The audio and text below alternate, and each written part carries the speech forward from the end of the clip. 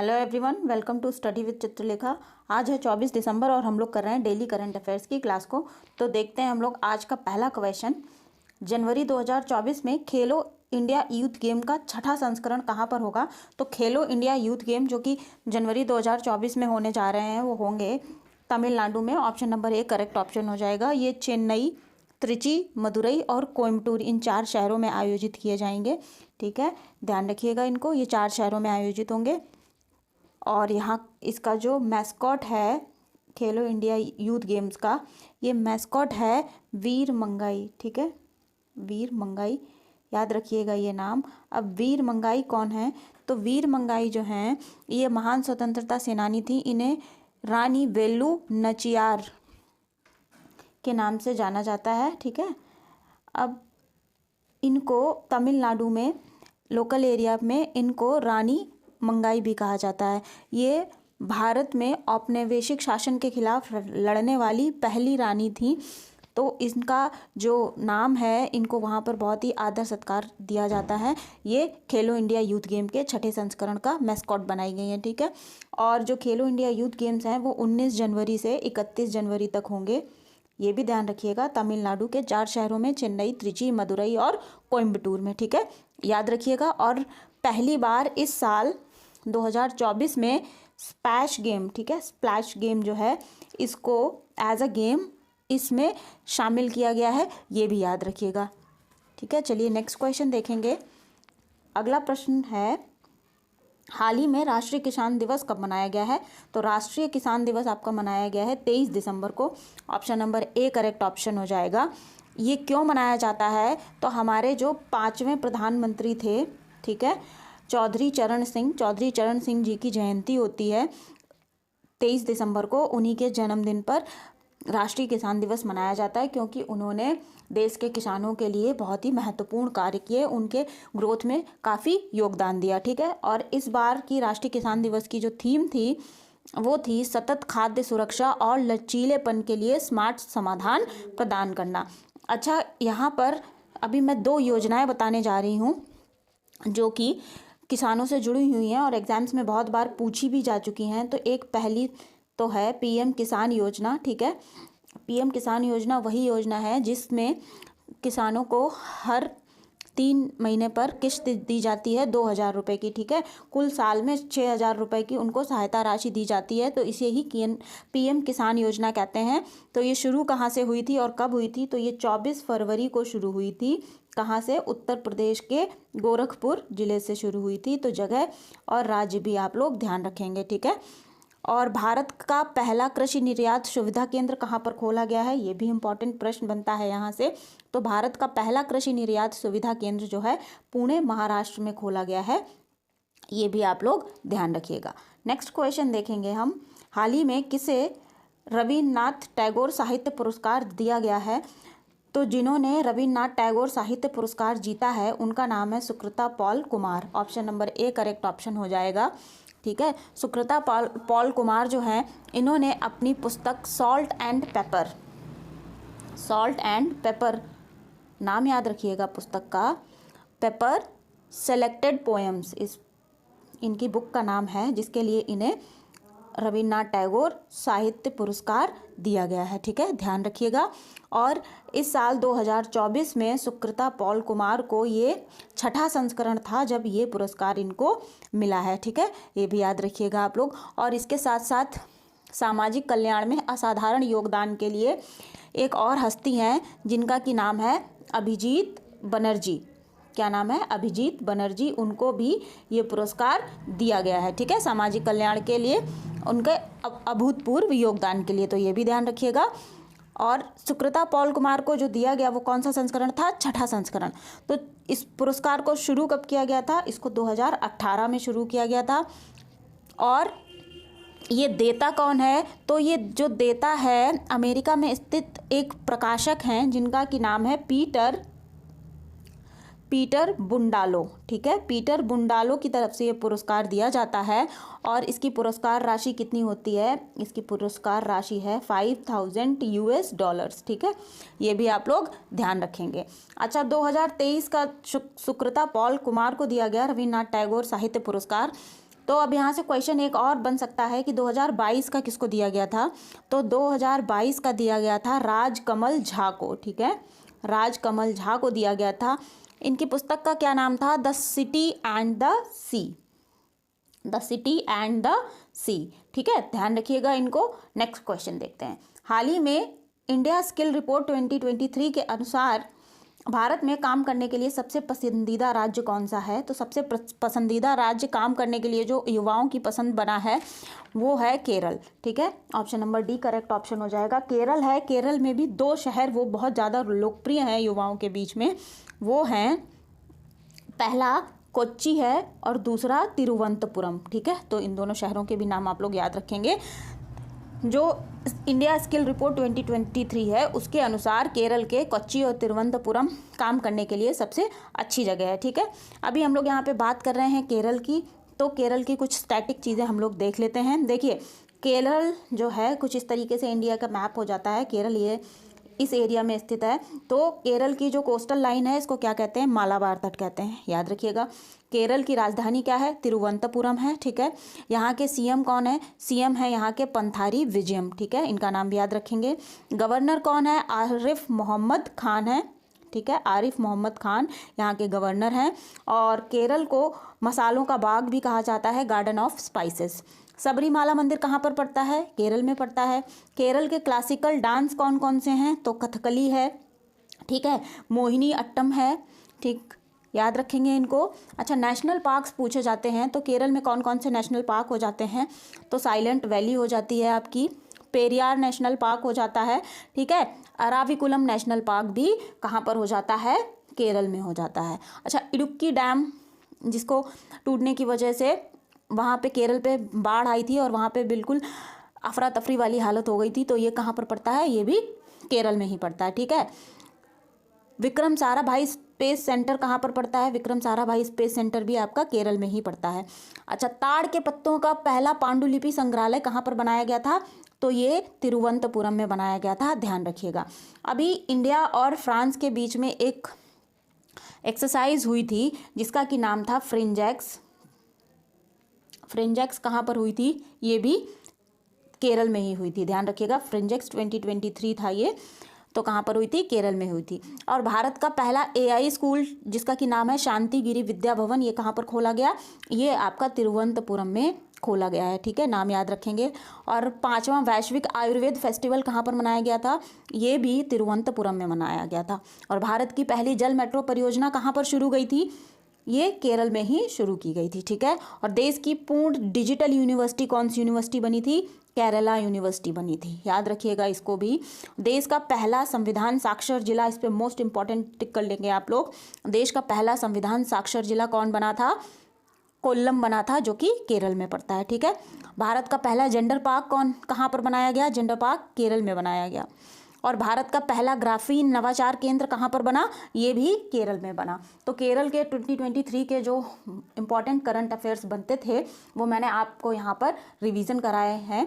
ठीक है, और मैं आप लोगों को सजेस्ट करूँगी और एक तरीके से रिक्वेस्ट भी करूँगी कि आप लोग जब भी मैं किसी भी चीज़ का रिवीजन करवाऊँ तो आप लोग अगर नोट्स नहीं भी बना रहे हैं, दैट डज़ नॉट मैटर, आप लोग जो है मेरे साथ बोलते चलेंगे। रिवीजन मैं हमेशा हर वीडियो में कहती हूँ कि रिवीजन ही एक ऐसी चीज़ है जिससे कि आप अपनी याद की हुई चीज़ों को याद रख सकते हैं, पक्का कर सकते हैं। ठीक है, तो रिवीजन एंड रिवीजन, जब भी मैं किसी चीज़ का रिवीजन कराऊँ तो आप लोग मेरे साथ बोलते चलिए। उसका फ़र्क आप लोगों को ज़्यादा दिन नहीं, विद इन अ वीक दिखने लगेगा कि जब आप बोलते हैं तो वो चीज़ें आपके दिमाग में रिकॉल होने लगती हैं। ठीक है, और चीज़ों को याद रखने का सबसे अच्छा तरीका यही है कि बार बार उनको दोहराना। ठीक है, तो आप लोग मेरे साथ बोलते चलेंगे। ठीक, चलिए अब हम लोग नेक्स्ट क्वेश्चन देखेंगे। उससे पहले अगर आप लोगों को वीडियो पसंद आएगा तो आप लोग वीडियो लाइक ज़रूर करेंगे। और अगर आप लोगों का कोई स्टडी ग्रुप है, आपके दोस्तों के साथ, आपके पीर ग्रुप्स हैं, उनके साथ ये वीडियो शेयर भी करेंगे। ठीक है, और चैनल पर पहली बार आए हैं, अगर वीडियो पहली बार देख रहे हैं तो चैनल को सब्सक्राइब कर लीजिएगा और नोटिफिकेशंस भी ऑल कर लीजिएगा।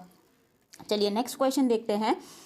हाल ही में a democracy retreat revisiting the end of power पुस्तक किसने लिखी है, तो डेमोक्रेसी इन रिट्रीट जिन्होंने लिखी है उनका नाम हो जाएगा option number B Ashwini Kumar.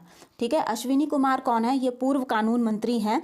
इन्होंने a democracy in retreat revisiting the ends of power पुस्तक जो है लिखी है। ठीक है, तो इनका नाम ध्यान रखिएगा। अगला प्रश्न देखते हैं।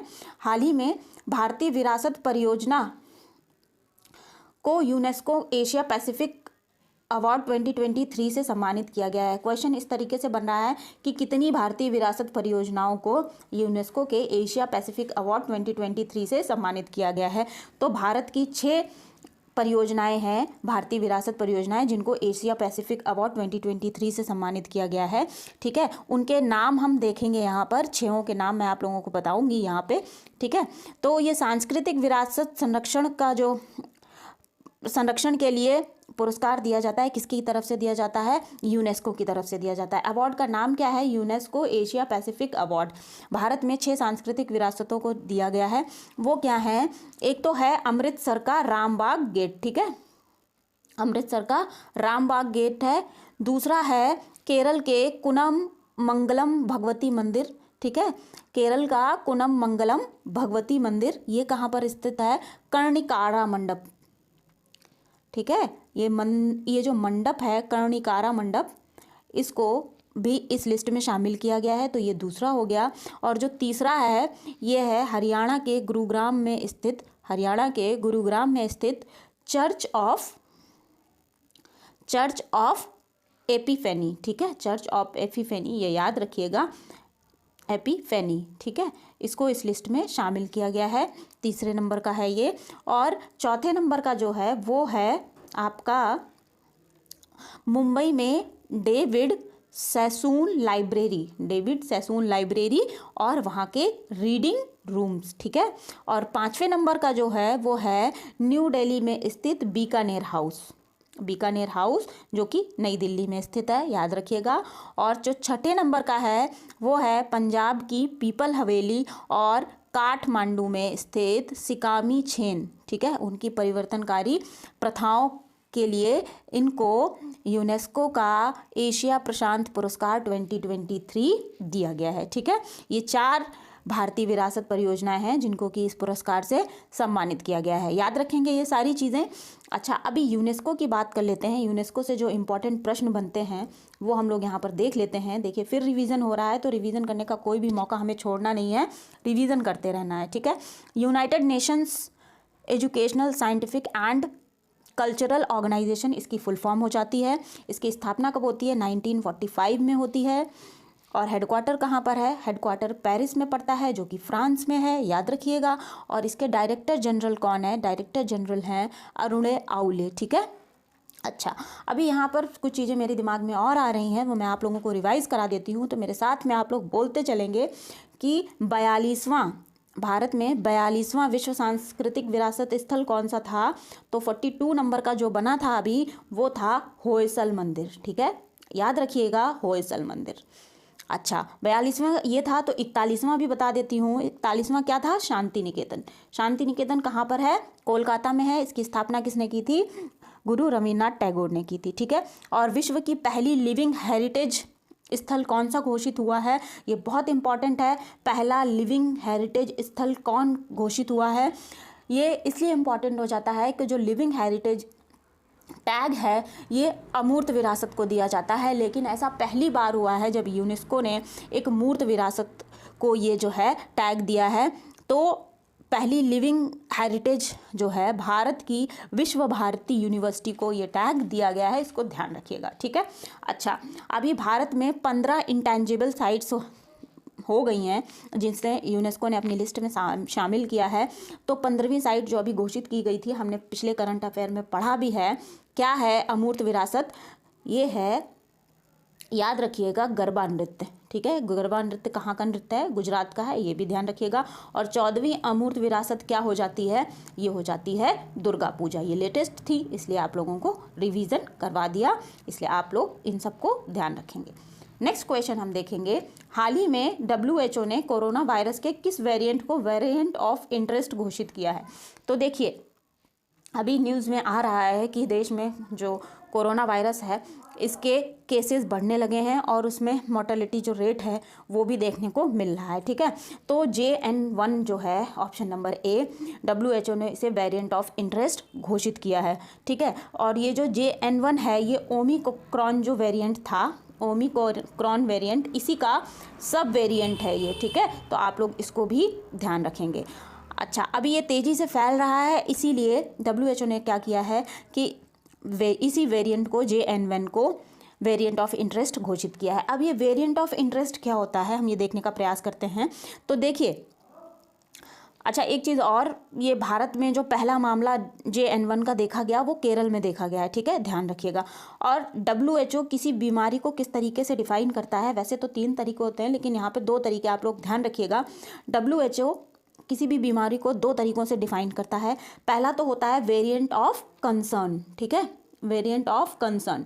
वेरिएंट ऑफ कंसर्न क्या होता है, इसमें जो बीमारी होती है वो बहुत ही ज़्यादा संक्रामक होती है, बीमारी की संक्रामक क्षमता जो है बहुत ज़्यादा होती है। ठीक है, और तेज़ी से फैलता है, जिसमें जन हानि, आर्थिक हानि और बहुत सारी परेशानियां बढ़ती जाती हैं। तो जो बहुत ही ज़्यादा संक्रामक बीमारी होती है और लोगों को बहुत ज़्यादा नुकसान पहुंचाती है, तो इसको वेरिएंट ऑफ कंसर्न घोषित करता है कौन, WHO। ठीक है, और एक होता है वेरिएंट ऑफ इंटरेस्ट जो कि JN1 को घोषित किया है WHO ने।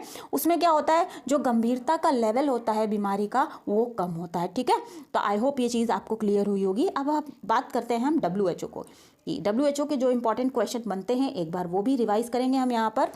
तो WHO की स्थापना कब हुई थी, 7 अप्रैल को हुई थी, और ईयर कौन सा था, 1948 था, याद रखिएगा आप लोग। तो 7 अप्रैल को हम क्या बनाते हैं, जब WHO का स्थापना दिवस होता है हम मनाते हैं वर्ल्ड हेल्थ डे। ठीक है, वर्ल्ड हेल्थ डे कब मनेगा, 7 अप्रैल को मनेगा। हेडक्वार्टर कहाँ पर है WHO का, तो ये आपका हो जाएगा जिनेवा, स्विट्जरलैंड में। ठीक है, याद रखेंगे। और सेक्रेटरी जनरल कौन है, सेक्रेटरी जनरल जो है वो हैं टेड्रोस अधानम। ठीक है, याद रखेंगे। नेक्स्ट क्वेश्चन देखते हैं। हाल ही में राजस्थान विधानसभा के स्पीकर कौन बने हैं, तो राजस्थान विधानसभा के जो स्पीकर बने हैं उनका नाम है Vasudev Devnani. Option number C correct option हो जाएगा। ठीक है, और राजस्थान विधानसभा के CM अभी जो नियुक्त हुए थे राजस्थान में, राजस्थान, तेलंगाना, मिजोरम और छत्तीसगढ़ और मध्य प्रदेश, यहाँ पर अभी इन 5 राज्यों में हाल ही में इलेक्शंस हुए थे। ठीक है, 3 राज्यों में BJP की गवर्नमेंट आई थी, जिसमें कि राजस्थान, मध्य प्रदेश और छत्तीसगढ़ है। ठीक है, यहाँ पर BJP की गवर्नमेंट है। तेलंगाना में कांग्रेस की गवर्नमेंट आई थी, और मिजोरम में क्या है, मिजोरम की वहाँ की JNP जो लोकल पार्टी है वहाँ की गवर्नमेंट है। ठीक, मिजोरम में CM कौन बने, लाल दुहोमा बने, और राजस्थान में कौन बने, भजन लाल शर्मा बने। ठीक है, और MP में कौन बने, MP में मोहन यादव बने, और छत्तीसगढ़ की विधानसभा के जो स्पीकर हैं वो हमने अभी कल की क्लास में रिवाइजन किया था, ये रमन सिंह बने हैं। ठीक है, ये कौन है, छत्तीसगढ़ विधानसभा के स्पीकर हैं। नरेंद्र सिंह तोमर अभी कौन है, ये MP विधानसभा के स्पीकर बने हैं, ध्यान रखिएगा। और वासुदेव देवनानी कौन हो जाते हैं, ये हैं राजस्थान विधानसभा के स्पीकर। ठीक है, अच्छा भजन लाल शर्मा, तो भजन लाल शर्मा मुख्यमंत्री हैं कहाँ के, राजस्थान के, और वहाँ के विधानसभा स्पीकर कौन है, वासुदेव देवनानी हैं। और वहाँ पे 2 डिप्टी CM भी बनाए गए थे, तो एक तो थी दिया कुमारी। ठीक है, और दूसरे लोग जो हैं उनका नाम है प्रेमचंद बेनवा। ठीक है, क्या नाम है, प्रेमचंद बेनवा। तो इनका नाम आप लोग ध्यान रखेंगे। ठीक, चलिए आगे बढ़ेंगे, नेक्स्ट क्वेश्चन देखेंगे। हाल ही में संसद द्वारा पारित राष्ट्रीय दूरसंचार अधिनियम 2023 किस कानून को बदलेगा या रिप्लेस करेगा। तो संसद ने अभी राष्ट्रीय दूरसंचार अधिनियम 2023 पेश किया था। संसद में किसने पेश किया था, जो IT मंत्री हैं अश्विनी वैष्णव, उन्होंने पेश किया था। और ये राष्ट्रीय दूरसंचार अधिनियम 2023 रिप्लेस करेगा option number B, Indian Telegraph Act 1985 को। ठीक है, ये ध्यान रखिएगा आप लोग। IT मंत्री मैंने बता ही दिया, अश्विनी वैष्णव है, उन्होंने इस कानून को पेश किया था। और ये जो राष्ट्रीय दूरसंचार अधिनियम 2023 है, ये हमारे 138 साल पुराना जो कानून है उसको रिप्लेस करने जा रहा है। ठीक है, तो ये सारी चीज़ें याद रखेंगे आप लोग। तो इस प्रकार से हमने 24 दिसंबर का करंट अफेयर जो है कंप्लीट किया है। आई होप क्लास आप लोगों को अच्छे से समझ में आई होगी। अगर क्लास पसंद आई है तो लाइक और शेयर ज़रूर करिएगा। चैनल पर पहली बार आए हैं तो चैनल को सब्सक्राइब कर लीजिएगा, नोटिफिकेशन ऑन कर लीजिएगा, और नोटिफिकेशन में बेल आइकन ज़रूर प्रेस करिएगा, जिससे कि आने वाले सभी वीडियोस की जानकारी आपके पास सबसे पहले पहुंच जाएगी। पढ़ते रहिए, खुश रहिए, मस्त रहिए। मिलते हैं अगली क्लास में। Thank you.